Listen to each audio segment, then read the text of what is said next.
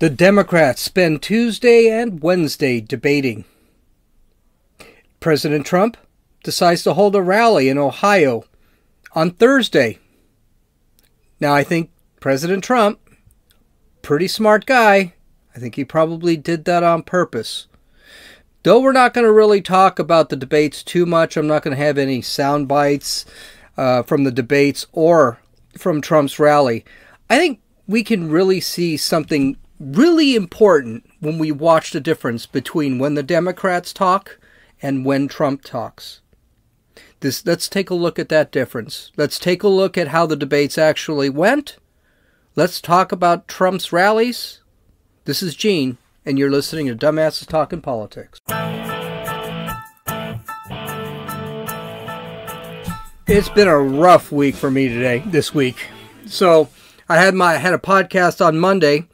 Then I tried to have a podcast on Tuesday. I tried to record while watching the first debate, and my computer blew out. So I said, okay, forget it. We're not going to do that debate. Then I was going to do the same thing on Wednesday with the primary debate, because that was the important debate, and it just turned out garbage. So I decided to screw it.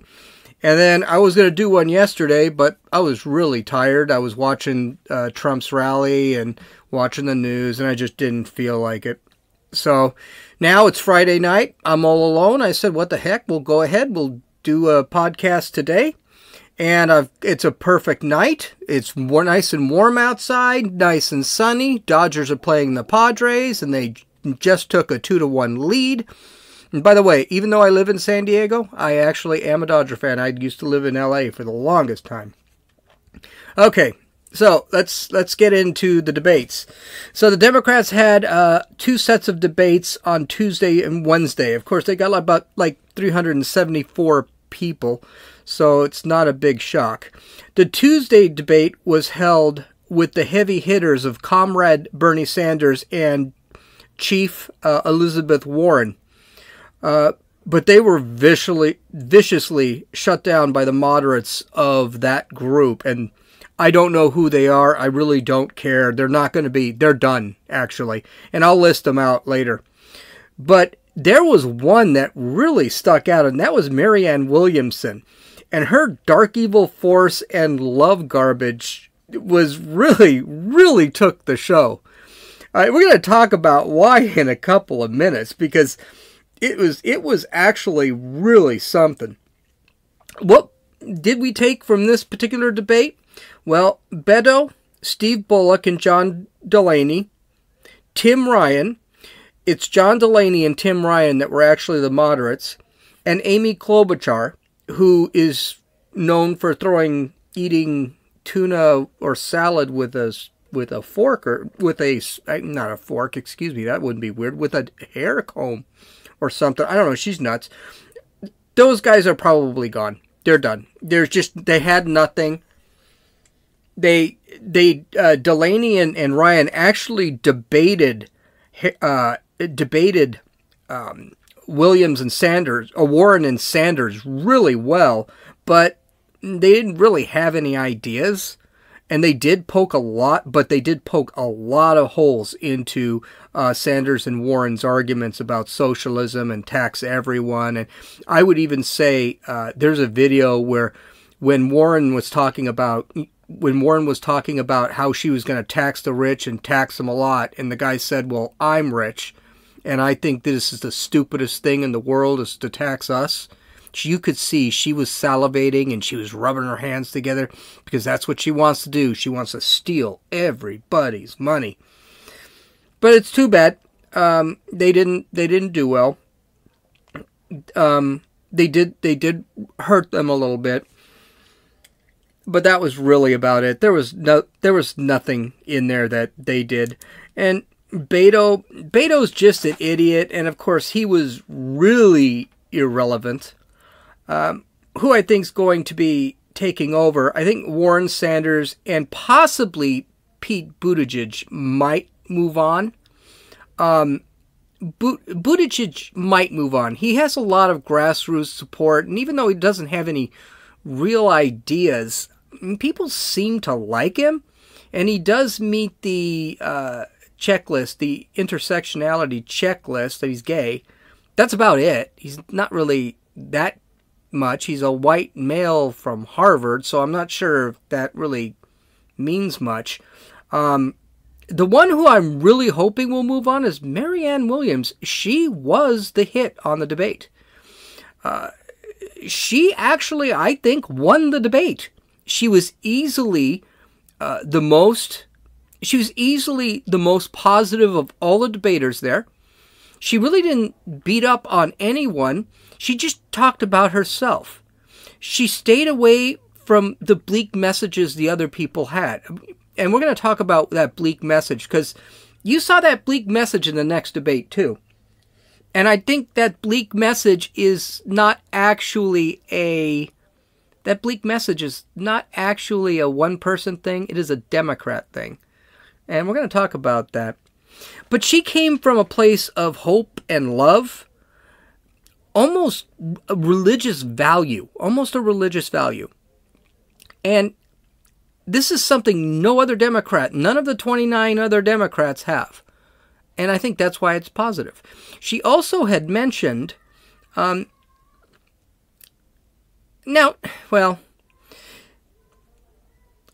she's crazy though. Let's not call it what it is. She's one of these new age crystals, Kabbalah kind of human beings. She's really out there. So I wouldn't really expect her. I wouldn't really expect her to go anywhere. She may end up with kind of a, how shall we say, a base, a grassroots base that might push her through, kind of like Pete Buttigieg has. So I'm thinking she may have a chance to make the next debates. But I can tell you something. I hope so, because I think she's just hysterical to listen to. But I'm really overselling her. She has no chance to be president. She has absolutely no policies. She has absolutely no ideas. She's going to defeat Trump with love. It's just she's full of crap. So she's not going anywhere. But to be honest with you, it wasn't Tuesday night that was the big deal. The big debate came on Wednesday. This is one with Kamala Harris, Cory Booker, and Joe Biden. If you don't remember, it was Joe Biden that just got absolutely smacked by Harris in the last debate. She did everything but accuse him of racism because of some busing policy he didn't support way back when. A busing policy that led her to go to different schools. Of course, when asked later on, and this is going to be a huge problem for Harris, when asked later on, she basically said, I didn't support that bill. So basically, she just threw it out there that Biden was a racist because he didn't support busing or integration or anything like that, and that's all garbage. And he basically, it was time for him to make that very clear to the audience. Because here's the thing, Biden looked terrible in that debate. He was god-awful in that debate. Harris fed him his lunch. Even though Biden got wasted, he did only lose minimal ground. He's still way ahead. And that's because he's still the moderate in the field. But I don't think that a bad showing here is going to help him at all. As a matter of fact, I got a feeling it will probably kill his campaign. Well, Biden and Harris were ready. Sort of. I think Biden was a lot more ready than Harris. She took some swings right off the bat. I mean, literally, the first question, she went after him again. And this was about Medicare. And he quickly defended himself and clearly won each exchange that she had. There were probably about 3 exchanges. You could tell Harris wasn't connecting on anything she was throwing out there. And she had no answers for everything he was saying because you could just see the look on her face. The eye roll, the deep breath, the sigh, even a smile here and there. She really needs to be a really good politician. She needs to do what Cory Booker does actually pretty well and keep her emotions off her sleeve, because it really looked like, and this wasn't the only time, it wasn't even the worst slam she had gotten. I mean, we're going to talk about what Tulsi Gabbard did to her. It was pretty ugly. But getting her attack parried was not the only problem Harris had. She suffered like I just said a second ago, she suffered a huge blow from Tulsi Gabbard. And this blow came in the form of Harris's record as Attorney General of California. She said some things, oh my Lord. Here's the whole thing. Harris had always said she was not that tough a politician. She was fair, and she only put people in jail who belonged in prison, which, by the way, is kind of hypocritical, because since she's the one who wants like prison reform and all of this fun stuff. But some of the things that Gabbard came out with, she didn't parry at all. She had nothing to say to them. As a matter of fact, when it was her turn to answer, all she did was stutter along an excuse about how she loved her record. She didn't address one point. And Gabbard had some hardcore points that actually turned out to be true. And you can go a step further. They showed corruption. Now, mind you, Kamala Harris, and no one mentions any of this garbage. Kamala Harris is a corrupt and a garbage human being. This was a woman who slept with Willie, I can't remember the old mayor's name, Willie something. Willie Brown, that's who it was. And then Willie Brown admitted he slept with her and appointed her to a position in his cabinet. This woman slept her way into politics. She is no innocent here. Needless to say, you could actually hear the pee streaming down her leg. And if you couldn't hear it, all you had to do was look at her face, because her reaction was priceless. Shaking her head, staring down at her notes, writing down something every once. She just got murdered. And that was done. She was done. She had lost the debate. I had known she had lost the debate, and it was halfway through the debate. If Kamala Harris said anything, I would have been shocked. Cory Booker, Spartacus, also tried to get his hand at nailing Biden. He stayed away from Harris, and that's because I'm pretty sure Harris would have, swiped at him. I don't think Harris could have called him a racist or anything, since Booker's black, but his attacks on Biden also got parried. As a matter of fact, when Booker attacked Biden on his criminal policies, that's the criminal law that he signed in 1994. Very tough policy, and it actually did clean up crime. Here's the thing. Biden would be an electable president if he just stuck with his plans, stuck with his beliefs. Yes, he still is pro-abortion. He still is anti-Medicare for all. But is for some socialized medicine. But he's not insane about it. Okay? He's not crazy about it. Well, when Booker actually attacked him on his criminal policy that he signed and sponsored in 1994, Biden simply reminded Booker that, you know what? You took one of the people from New York that Giuliani did, the new mayor of New York, that actually authored the search and frisk or stop and frisk policies that New York took, and you implemented those policies to a more extreme fashion, to the point that judges said you can't do that. So Rudy Giuliani knew how to implement stop and frisk. When Cory Booker tried to, he failed miserably. And his city, which is Newark, New Jersey, is just one of the worst in the country. I mean, he's got nothing but crime and poverty in that city right off the bat. He never fixed a darn thing. So when Biden hit him on that, yeah, he made him look bad. Now here's the kicker. I'm going to repeat myself here.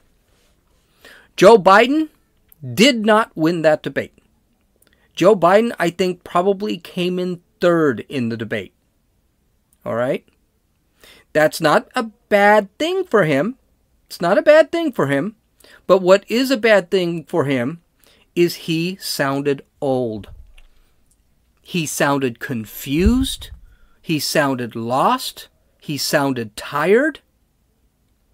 He sounded like he wasn't even sure if he wanted to do this, if he wanted to be president. At one point, he was trying to give his text messaging address so that you could donate to his campaign, and you should have heard it. People weren't sure. Are you talking about a text message? Are you talking about a website? People were actually going in looking for a website called 303303, something like that. I can't remember. It was threes and zeros. And people were actually buying the domain names and redirecting the domain names to other candidates. That's how screwed up he sounded. It ended up being a text message address, which is what I thought it was. A lot of the candidates will actually sign up for an address and then will say, text this address to donate $1 or donate $2 or whatever. That's what he tried to convey, but he didn't understand the technology. I mean, he is so out of touch. That's why he ended up in third. Yes, he was able to handle. Gillibrand also attacked him once or twice. Gillibrand's just an idiot. She doesn't even belong in this whole thing. She was able to deal with her. He was able to deal with Cory Booker and Kamala Harris, and he beat them. But he didn't beat the winners of the debate. The two winners of the debate were, one, Tulsi Gabbard.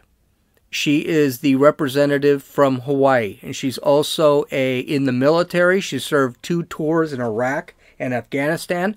This gal has a lot of respect. Unfortunately, she sounded clear. She sounded like she knew what she was saying. She sounded like knew what she wanted. She knew her opponents, and she was able to attack them, and she attacked them with potency. She just didn't attack them with, well, you're a jerk, and they answer, you're a jerk. No, she really attacked them, and she attacked them with actions they did. For example, one thing with Biden, well, you didn't support busing, so it sounds like you didn't like black people. Well, that's not exactly proof that Biden was a racist, which is why Kamala Harris's attack on the first set of debates on Biden wasn't all that strong. It's just Biden's response was really weak. Biden, I think who came in second, and I'm actually changing this from my notes. I think Andrew Yang came in second. And I think Andrew Yang is an entrepreneur. His ideas are insane. He wants to implement a universal basic income because he believes that technology is going to create huge job losses in the country. I don't necessarily disagree with him. Yeah, technology is probably going to cost jobs. But I also know a universal basic income, which, by the way, he argues very well. But a universal basic income is not affordable. And you cannot keep charging companies big money. But the problem is, in those areas, he's very left-wing. But in other areas, he's very moderate. For example, he thinks that a Medicare for All program that will take away insurance for people who get it through work, he thinks that's insane. He does not think that this is something that we should be doing. He never mentions race or bigotry or anything like that. He's not a fan of Donald Trump, but he also knows that Donald Trump's economy is going to be very tough to beat. So he's pretty much a realist. He sounded moderate, and he sounded very good. No one attacked him. No one could attack him. And when they did, he basically attacked them right back by saying, well, why would you do something like that? That's insane. No one's going to buy that. So he was moderate. I think he sounded very good. So I call him second. Third would be Biden. And then everybody else is toast. Biden would be third. Kamala Harris was last. She I would even say she wasn't last. I think de Blasio, who's just a complete moron, and Gillibrand were probably behind her because they both sounded stupid. They were just annoying. I think Booker Harris and Kirsten Gillibrand, and Gillibrand's that ranch chick, the gal who was at a rally at a restaurant and someone wanted to get by so she could get ranch. Gillibrand got absolutely no traction in this whole thing, and she said some really stupid things. Her message was extremely negative, and she really didn't have any plans. She actually just looked like she was living on the plans of everyone else out there. I have a feeling Gillibrand is not in it to become president. I think she's in it to get some sort of cabinet seat. De Blasio also lost. He probably was dead last, but that goes without saying. He's just an idiot. He also said some really stupid things. He sat there and said, we're going to go out there and tax the rich, and they're going to, and there was a great quote he had, and by great I meant stupid, that he said that he's not the socialist. It's Donald Trump is the socialist for the rich. Don't know what that means, and nobody applauded it, and I'm pretty sure no one else knew what that meant, but hey, whatever. Castro, you didn't even hear him. He grew that awesome beard, and no one even knew what this guy stood on. He hung around for the immigration debate and really just was irrelevant outside of any of that.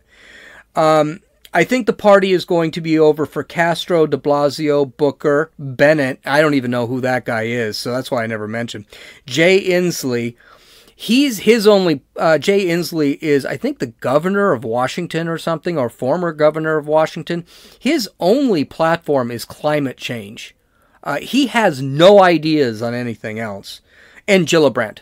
Gillibrand and Yang, or Tulsi Gabbard and Yang, may get to the next set of debates. It's possible. Simply because they are the most searched people on the internet. Gabbard was the most searched person on Google that night. And I think she might be getting some traction because throughout the week there have been stories about her being a pro-Putin girl and things like that. But her big problem is she really is going to have to be grassroots because she's relatively unknown. She comes from Hawaii. She's a representative from Hawaii. So she's going to have a hard time actually bringing in the money that she needs and getting all the support that she actually needs. Andrew Yang could be interesting because he actually is grassroots. He does have a solid level of support. And I think he may actually get to the next round. It's going to be close. It's going to be tight. There is no way he gets through the primary. But as long as he's around, if Marianne Williamson and Yang are around, they're really going to kind of keep a good message for the Democrats. Because right now their messages, as I'll talk about later, are garbage. They just have a lousy message. But 6 hours of debates with all 62 primary candidates. The big winner was still Trump. Because Trump may say a lot of bad things, but he does not sound crazy. And all of these people sound absolutely nuts. Their ideas are insane. They sound absolutely crazy. And I just wish Trump would stop tweeting. Please stop tweeting. If he could just stay off of Twitter, if someone can break his iPhone, I guarantee you, he let these people talk through the primary, save a whole load of sound bites. He wins the next election in a walk. But Trump did something that really hurt the Democrats, and he did it on Thursday. He held a rally in Cincinnati, Ohio. As usual, it was pumping. Thousands were packed inside. It was actually, from my understanding, I don't know if it's true, but it was the highest number of people within that particular arena, and there were thousands outside of the arena that had screens put up so that people could actually watch. But something happened that was different. It was different than other rallies. Trump didn't say anything controversial. And the crowds didn't do anything bizarre like send her back or any of that garbage. They didn't do anything. It was a tame crowd. And Trump was very reserved. He actually, now don't get me wrong, he said a bunch of things about the Democrats, but he didn't name any of them.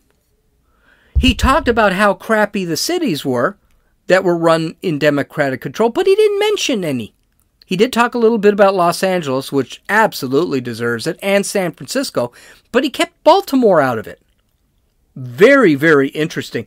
And you can see that, and he was basically pointing them out. Oh, CNN, they're going to get upset. They're going to have nothing to talk about tomorrow. And they didn't. They did not talk about his rally at all. The only problems that actually occurred at this event were protesters. I think it was 2 to 3 times during the event, protesters started screaming and started trying to get beaten up. I really think trying to get beaten up by the other people, and nobody took the bait. Security came in. Sometimes security took a while to get to these protesters. They just grabbed them, took them out. Trump sat there, was quiet, waited until they left, and then started his speech again. It was a really good. It was a really good rally to have, and it really was a good rally to have after the 2 debates. What was apparent, and what is apparent in all of Trump's rallies, is the joy and fun the audience is having. I enjoy listening to it, even on TV. I'd love to go to one of his rallies, though I live in an extremely liberal state, so I'm pretty sure I'd have absolutely no chance. But to go to one or see one, because he'll never be dumb enough to come here. But everyone is having fun. He talks about all the great things that are happening in the United States, how great our country is, and how great our people are. Then he talks about how crazy the Democrats are and how bad their ideas are. And he doesn't say who's coming up with these bad ideas. At least he didn't in this event. All he did was sit there and say, really, socialism? Really? Medicare for all? Take away all your medical plans? And he's funny about it. He's not mean. Contrary to what CNN thinks, he usually is not mean-spirited about any of this. It's part of his comedy routine. And people just laugh at the Democrats. He's just pointing out how crazy they are with humor. It's absolutely awesome. I didn't put any sound bites in this, again, because everyone knows what these people are, Democrats and Trump. They know what they're going to say, and I don't want to waste time with anything unnecessary. I mean, this podcast has already gone 30 minutes. You want to see his speeches, you want to see the debates, you can waste your time and lose a couple of IQ points and go to YouTube and watch it. I know this for a fact because I must have lost, I think, 3 or 4 of my college classes by listening to this garbage. I just want to point out the difference between the Democratic debates and their rallies and a Trump rally. There is nothing but positive attitude and fun at a Trump rally. Trump's rallies and his entire presidency, including his candidacy in 2016, is a celebration of America. How great America is, that this guy could take $1 million and make it into a couple of $1 billion, and then run for president with absolutely no experience, and create a grassroots campaign and win the presidency, and then be successful in his presidency, and so far he is. The Democrats are completely the opposite. They're the negative Nancys of the politicians. All they talk about is how bad America is and how it needs to be fixed. But they offer no ideas. And all they do is offer up cliches on what's broken. Racist bigotry, homophobia. I don't know what. I mean, they keep saying warmongers. This is the first time the United States has not been in a war. Obama spent his entire 8-year presidency having military overseas, but they're saying Trump is a warmonger. He's got a couple of people in the Middle East. That's about it. We're not at war with North Korea. We're not at war with Iran. I mean, Iran has shot at us. They've taken attacked ships in the Sea of Hormuz, and he's done nothing. It's just a garbage argument. Racist, sexist, bigoted country, and anyone who is not a white man suffers under the patriarchy. If you listen to the debates on Wednesday, and why would you have? You don't bother with it. Listen to Ben Shapiro or someone. You would have heard two candidates actually say that, how racist everything is. One of them was Gillibrand, and the other, I don't know, and I don't care. He's gone anyway.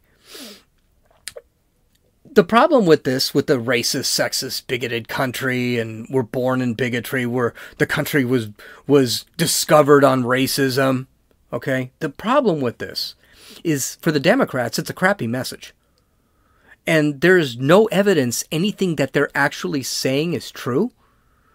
Now, I'm sorry, Kamala Harris, Cory Booker, these people have no idea what was happening in the 60s and 70s. They don't know racism, because there is no racism today. Bigoted? Bigoted? No, not bigoted. The reason we're not bigoted, homophobic or bigoted, is that's what I'm considering it is, because gays can get married. Just because a lot of people don't necessarily look well on the lifestyle does not mean everyone's a bigot. I don't care if you're gay. I don't care if you're a transvestite or a transsexual. You do whatever you want. Leave me out of it, and then don't judge me because I think you're weird. All right? I'm sorry. I think transsexuals and transvestites are weird. I think they've got a mental problem, and I don't want to hear how natural it is. Schizophrenia is also natural. So, to sit back and say that I don't buy any of that. But this country isn't like that. So I don't know why it continually has to be pointed out that way. The Democrats will lose on 2020. And each debate I see just convinces me of that. Not because their candidates are garbage, which they are, but their message is garbage. It may be hard for them to believe, but most people in this country, whether they're a citizen or a migrant, don't think this country is evil. They think it is the greatest country in human history. And those 107,000 illegal aliens that are coming over the border, they don't think this country is garbage. They think this is probably the greatest country in history. Why? Because 100,000 cross the border every month. There must be something to this. It can't be that racist, bigoted country if all these people want to come here. It's just a garbage message. And whoever wins the primary is going to have a real hard time winning. And the reason is, if they want independent voters to vote for them, if they want rural voters to vote for them, working voters to vote for them, who are independent and maybe even lean a little bit left, that candidate is going to have to shift wildly from the left to the center. I think one of the things that Biden actually did in these debates, which kind of helped him, is he did kind of shift to the center again. He still believes in that Obamacare garbage, which doesn't work, and we know it doesn't work. But the reality is he is going to have a lot easier time shifting to the center if he just kind of shifts to the center now and lets the other crazies hang out on the left. That's the only way I think he's going to win, or even have a chance of winning. But we'll see. So I'm probably going to have to run another podcast tomorrow because I've got another great story, and this one's actually kind of funny. It's not really it was a news story, but it was last week.